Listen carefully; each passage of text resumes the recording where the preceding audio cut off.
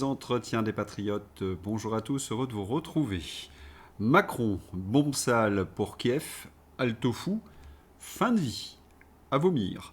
Mélenchon-Macron, deux faces du progressisme. Avant de traiter ces informations et beaucoup d'autres, vous connaissez la coutume sur cette chaîne. Je commence toujours mon entretien par remercier ceux qui m'ont permis justement de le produire, car ils m'ont financé à l'aider. Merci rémunérateur. Et aujourd'hui sont à l'honneur des fidèles parmi les fidèles Plumette, Claire Diploc, Philippe Bohen et Marie de la Côte d'Or. Merci à eux du fond du cœur. Et puis je tenais à vous remercier pour votre soutien incroyable. Oui, il faut aider la réinformation en ces temps de très graves menaces sur la liberté d'expression. Alors comment faire? Eh bien c'est simple, il suffit de lever le petit pouce, écrire de gentils messages, diffuser sur d'autres réseaux sociaux et puis surtout n'oubliez pas d'activer votre cloche notification. Louvre, Laurence Descartes. Voilà qu'on apprend qu'elle démissionne 4 mois après le cambriolage. Après les révélations sur son incompétence et ses turpitudes, chaque semaine depuis 4 mois, on se demandait comment elle faisait pour rester en poste.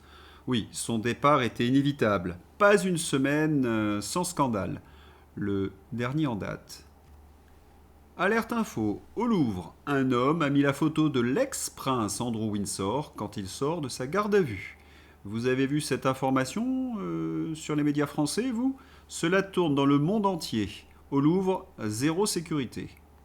Pour reprendre un commentaire suite au rapport de la Cour des comptes sur la gestion de Laurence Descartes, le Louvre est une passoire. Et à chaque fois que nous avions un problème de sécurité dans le plus grand musée du monde, eh bien, comme toute bonne macroniste, Laurence Descartes affichait dans les médias un sourire d'autosatisfaction.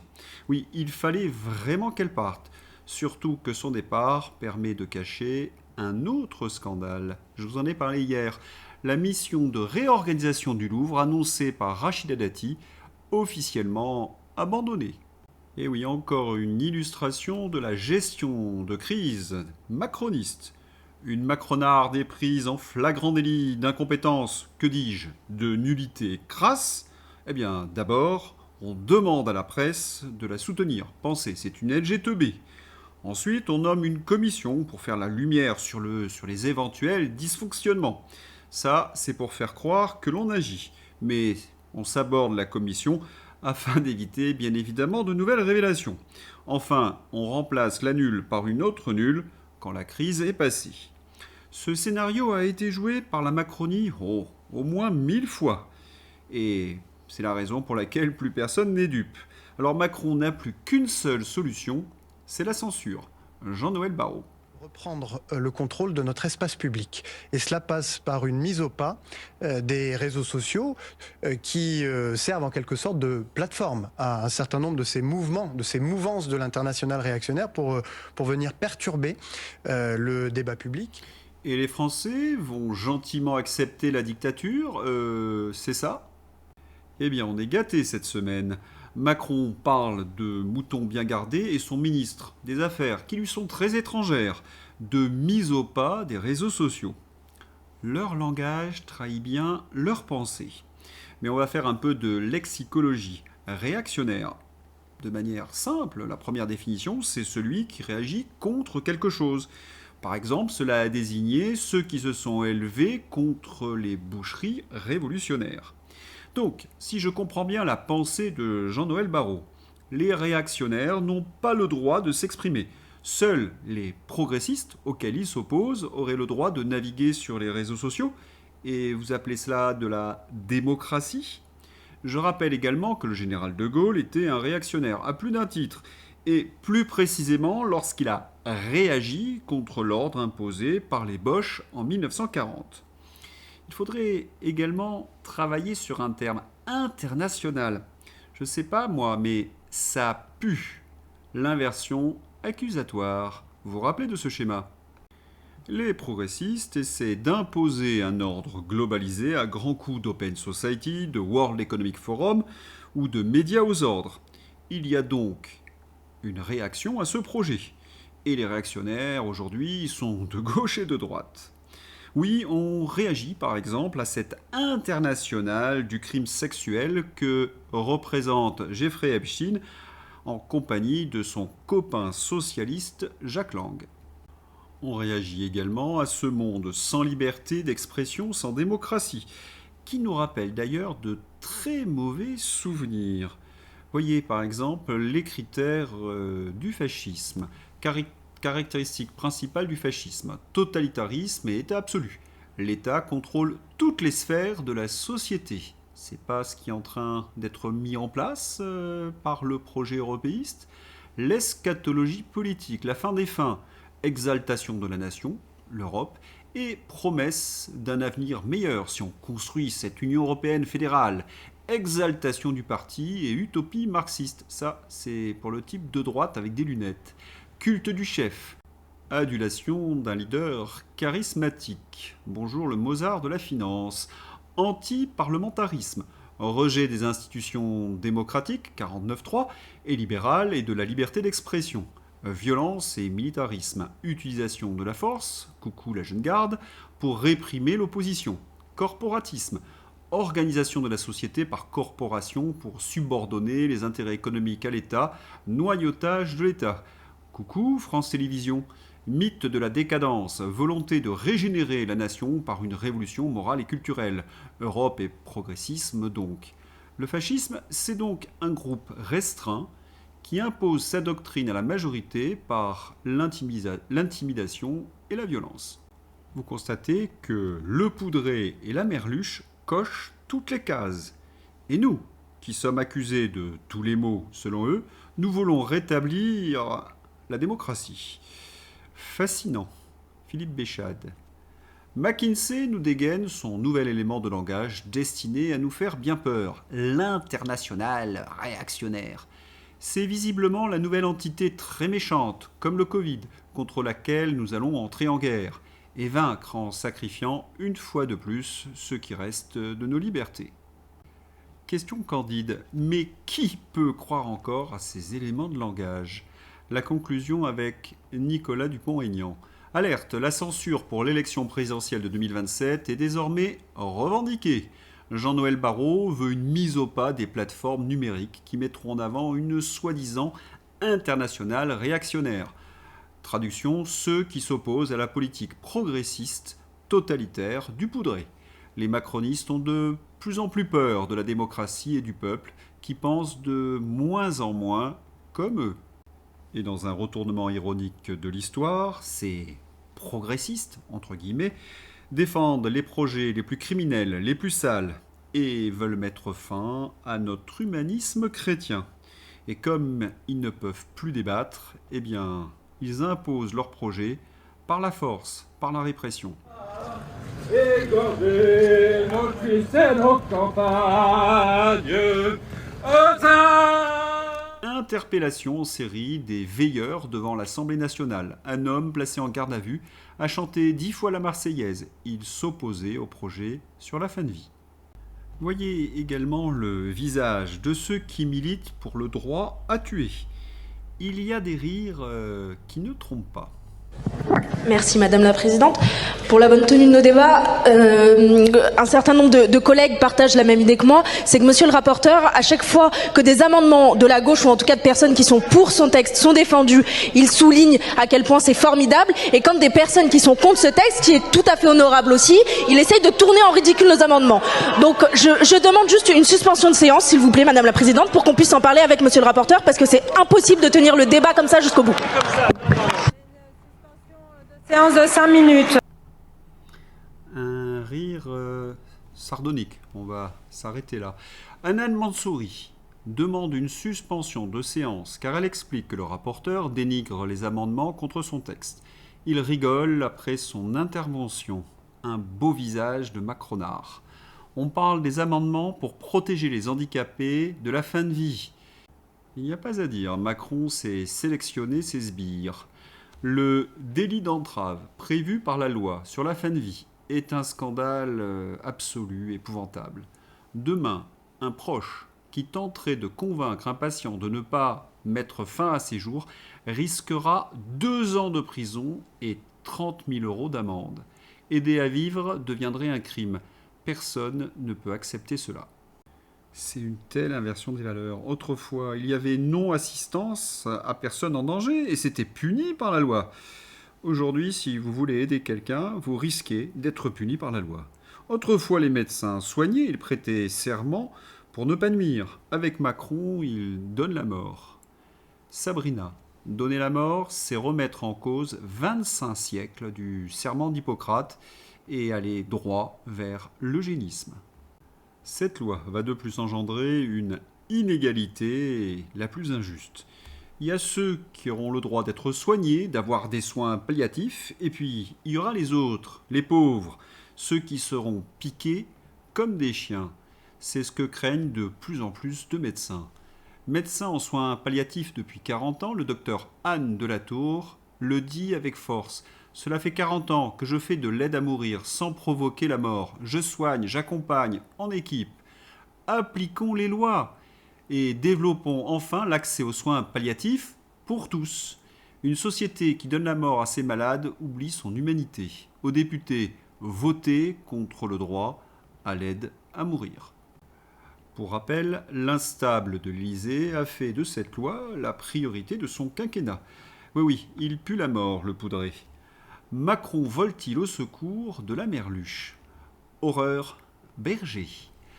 Horreur Berger envisage de confier à des structures proches de la jeune garde une mission de supervision des contenus publiés sur les réseaux sociaux, assortie de subventions importantes. Tiens, quand la mission de retrait des contenus publiés sur les réseaux sociaux est faite par des associations proches de la jeune garde, une association extrémiste et violente et qui normalement avait été dissoute.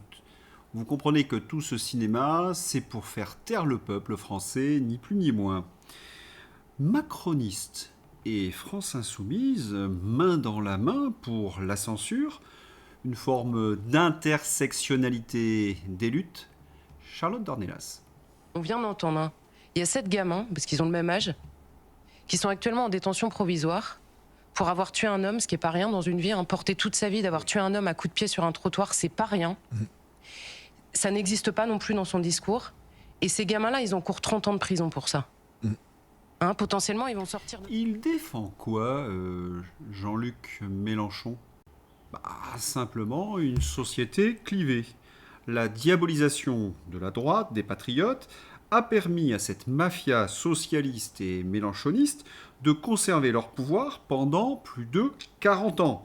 Votez pour nous, afin d'éviter les heures les plus sombres de notre histoire. On y est maintenant aux heures les plus sombres de notre histoire. Et, pour le coup, le Rassemblement national n'y est pour rien. Une société clivée, c'est le seul argument électoral de Macron et de Mélenchon. La mort de gamins, ils n'en ont strictement rien à faire. Et il y a aussi cela. Jean-Luc Lamerluche déclare que les médias du groupe Bolloré, CNews, Canal+, Europe 1, JDD, seront vendus à la découpe ou confisqués si la France insoumise arrive au pouvoir en 2027. Et les chroniqueurs envoyés au goulag en Sibérie? C'est quand même dingue. Macron veut supprimer CNews, Mélenchon aussi. Macron combat la démocratie, Mélenchon aussi. Macron défend le progressisme, Mélenchon aussi.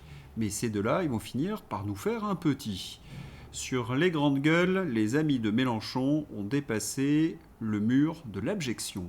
Il est mort dans la violence parce qu'il avait choisi la violence comme mode d'expression. Il n'a pas choisi la violence comme mode d'expression. Ah bon? Il était membre de groupes dans lequel lui-même n'a jamais commis de violence. Ah, t'as des preuves de aujourd'hui, ça, toi? qu'est-ce que tu toi, t'as des entends? preuves de l'inverse? Mais toi, Bien tu as sûr. des preuves. Quand tu fais partie d'un Il a groupe un qui s'appelle casier l'Action judiciaire française. vierge. Il a jamais. Et oui, Quentin n'avait pas de casier judiciaire, contrairement à ceux de la jeune garde. Et ce monsieur à lunettes ajoute « Peut-être qu'il est mort avant de tuer quelqu'un ». Quentin? S'il était de droite, on n'entendrait plus jamais parler de lui. Mais comme il est d'extrême gauche, il sait qu'il ne risque rien et peut sortir les pires abominations directes sans craindre la moindre représaille. C'est ainsi sous le règne du perturbé Damien. L'Arcom sera aux abonnés absents pour sanctionner ce mélenchoniste. Et à l'Assemblée nationale, les mélenchonistes et les macronistes font des pas de deux. Nunez. Donc, Nunez, sur Némésis, un collectif de 10 femmes qui déploient des banderoles serait traité de la même manière que des crapules violentes qui tabassent et qui tuent. C'est interdit d'être militant quand on est de droite, mais ce pays va vraiment mal. C'est tellement orwellien. Ce ministre est prêt à faire interdire Némésis pour complaire à ses complices mélanchonistes. Mais quels sont les crimes de Némésis ? De dérouler des banderoles pour faire respecter l'état de droit et surtout répondre aux désirs des Français. 86% des Français estiment qu'en attendant leur expulsion, il faut emprisonner systématiquement tous les étrangers auteurs de crimes et délits sous OQTF. Vous le savez, tout débat sur ce sujet est réprimé par les censeurs macro-mélanchonistes.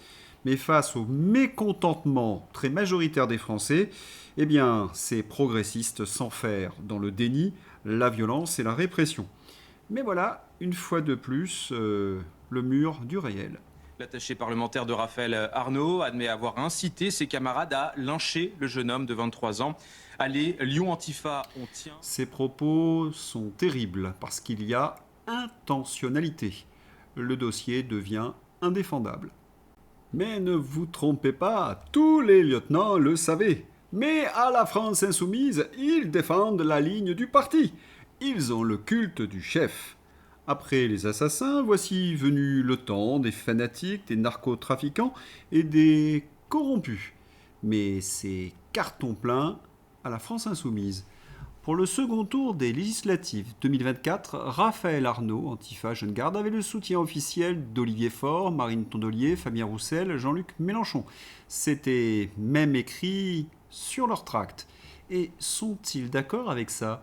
Enquête de Marianne sur les connexions avec des narcotrafiquants et des fanatiques locaux dans l'arrière-base de Raphaël Arnaud, Jacques-Élie Favreau et la Jeune Garde à Avignon. Il faudra donc désormais intégrer le nombre de morts du narcotrafic dans les morts de l'ultra-gauche en Europe, voire plus si affinité pour les morts du fanatisme. Il y a toujours la sempiternelle question, mais comment peut-on voter pour cette alliance macrono-mélanchoniste ? Vous le savez, à la télévision, il y a les fameux escrocs intellectuels, ceux qui viennent berner les moutons à coups de fausses études afin d'alimenter le narratif des heures les plus sombres de notre histoire. Mais pas de chance, sur France Télévisions, Paul de Sugy vient de faire voler en éclats cet énorme bobard. Paul Sugy révèle que le chiffre sur l'extrême droite, responsable de 90% des meurtres politiques, est faux. Tout comme les chiffres de Zuckman, vous remarquerez que la gauche suit toujours le même procédé. Instiller un faux chiffre qui servira de base à un propos bidon pour cacher la vérité. Ce chiffre repose sur une méthodologie asymétrique qui impute à l'extrême droite tous les actes commis par des individus isolés pour peu qu'ils soient un peu racistes. Une méthodologie douteuse qui se révèle incohérente. Elle exclut l'affaire Raymond Pin, 2 anarchistes lecteurs de Bakounine qui avaient tué 3 policiers et un chauffeur de taxi en pleine rue. Des motivations et meurtriers de gauche qui sont occultés volontairement. Mais vous savez ce qu'il y a de pire ? C'est le soutien à ce système mafieux d'hommes politiques qui se prétendent gaullistes, comme Michel Barnier. Barnier indique ce matin que les LR refusent de voter la motion de censure contre la PPE 3 et le justifie avec une phrase qui illustre le positionnement grotesque des LR. Nous sommes dans une opposition constructive. On est au gouvernement aussi. Il faut parfois se pincer.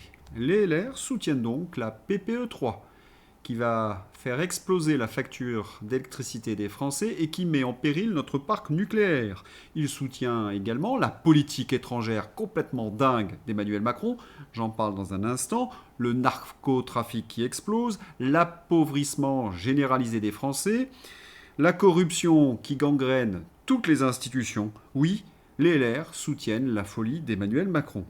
Si j'apprenais que ce Barnier fréquentait un appartement de l'avenue Foch, comment dirais-je ? Je ne serais pas surpris. C'est pas possible, Macron le tient avec quelque chose.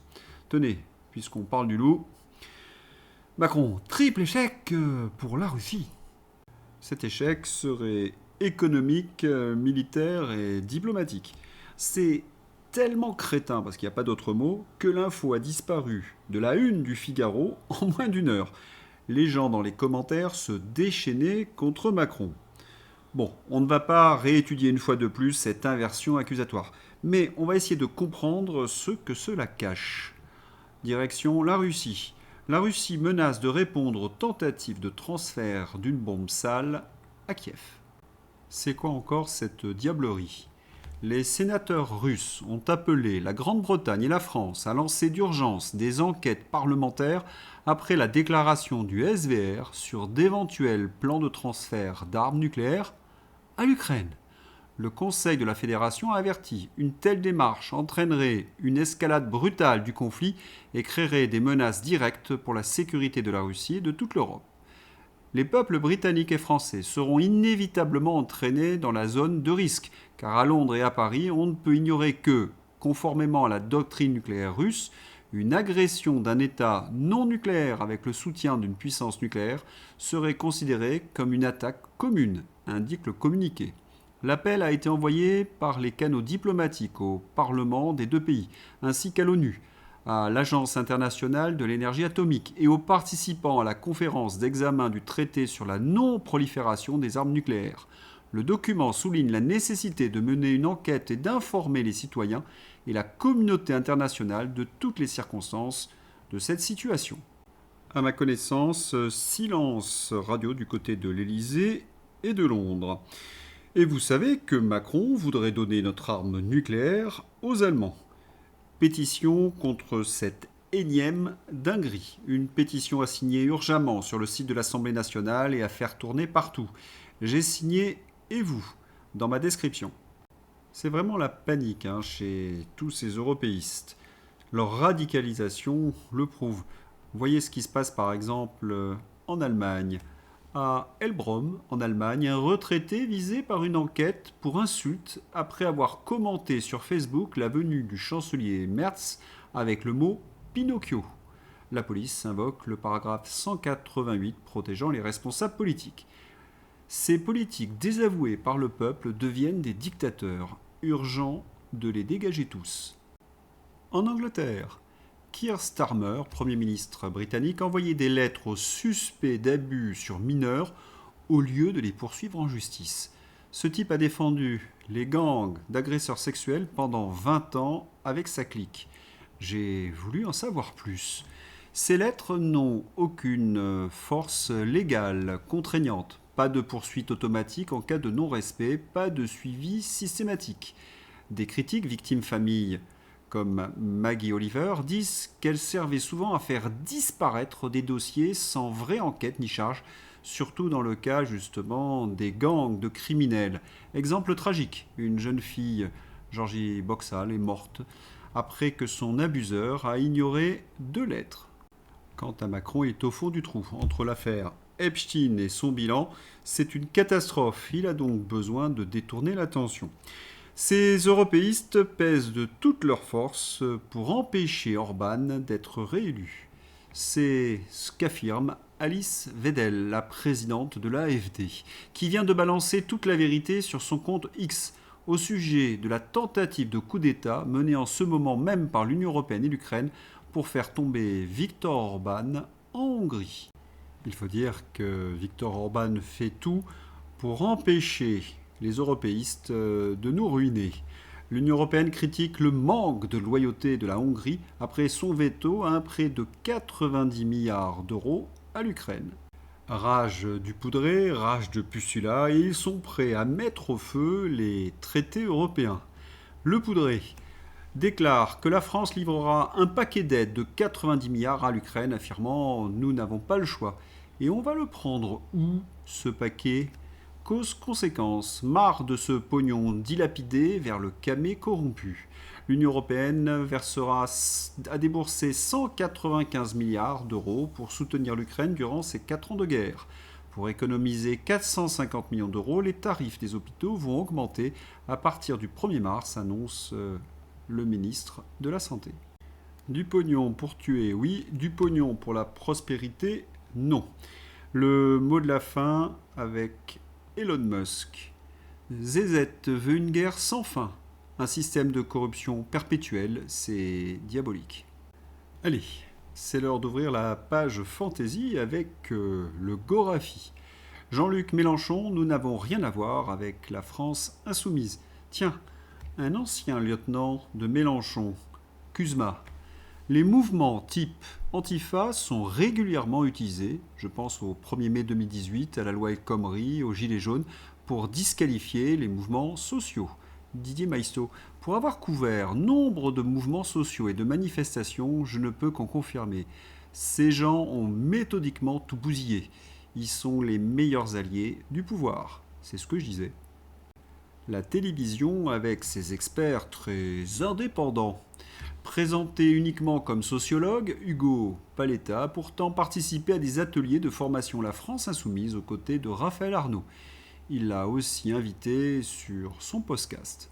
Un guignol qui ne nous fait plus rire, Bruno Gassio, scénariste des Guignols sur Canal+, donc candidat de La France Insoumise dans le 7e arrondissement de Paris, insulte la mémoire de Quentin Derenque. C'est d'une tristesse absolue pour sa famille qui a dû découvrir le même jour que leur fils était mort et qu'en plus c'était un grossé. Alors Bruno, on fait dans son froc devant le Duce Jean-Luc le mot de la fin sur cette histoire avec Michel Onfray. S'il fallait faire un puits du fou de gauche, la dernière scène serait l'assassinat de Quentin. Que se passe-t-il aux Parisiens, car en Ukraine, ces chiffres qui montrent que la Russie progresse malgré tout. Si même le Parisien montre que Macron est un grand menteur mytho, c'est vraiment que cela sent le sapin pour le poudrer. Gilles 10 fois pchouté pour Brigitte 2027. Vous avez compris, c'est un site parodique.